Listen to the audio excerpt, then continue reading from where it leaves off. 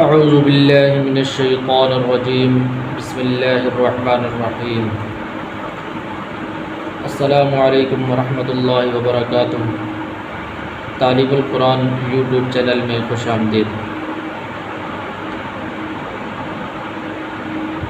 آپ صلی اللہ علیہ وسلم کا فرمان ہے، خیرکم من تعلم القرآن وعلمہ او کما قال النبی صلی اللہ علیہ وسلم۔ تم میں سے بہترین شخص وہ ہے کہ جو قرآن پاک سیکھے اور دوسروں کو سکھائے۔ اسی سلسلے کے اندر اس چینل کا آغاز کیا گیا ہے، جس میں قرآن پاک کو تجوید کے ساتھ پڑھا جائے گا، اور اس کی ابتدا آج کے پہلے لیکچر سے کرتے ہیں۔ اس سلسلے میں ہمارے چینل تعلیم القرآن کو سبسکرائب کریں تاکہ ہر آنے والی ویڈیو آپ تک پہنچ سکے اور آپ اچھے طریقے کے ساتھ قرآن مجید پڑھ سکیں۔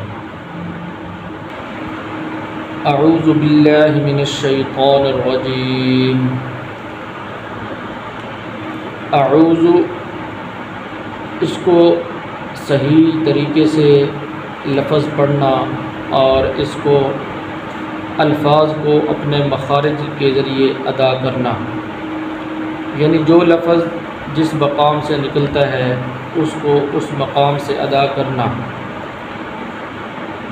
اعوذ باللہ من الشیطان الرجیم۔ صحیح الفاظ اس طرح ہیں۔ بعض لوگ اس کو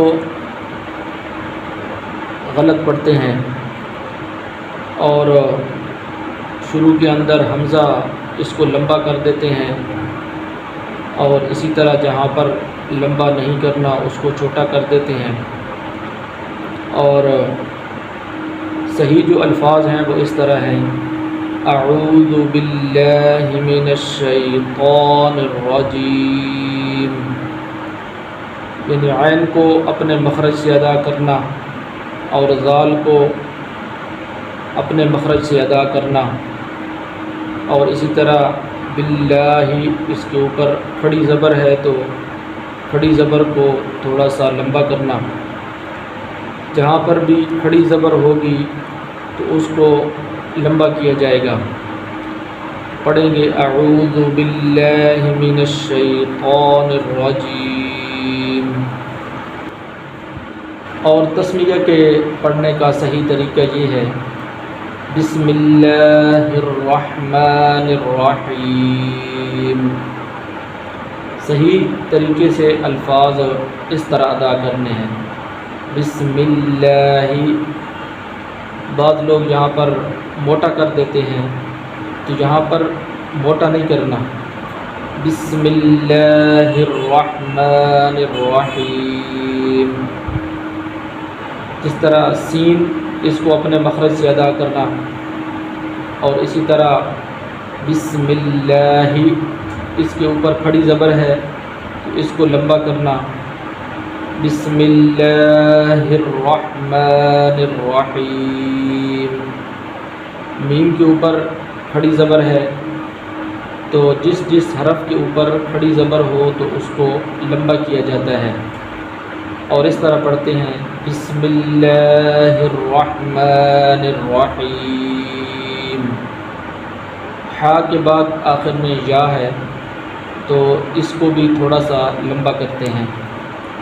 جس حرف کے بعد الف ہو یا ہو یا واو تو اس کو تھوڑا سا لمبا کرتے ہیں، اور اس کو اس طرح پڑھنا ہے، بسم اللہ الرحمن الرحیم۔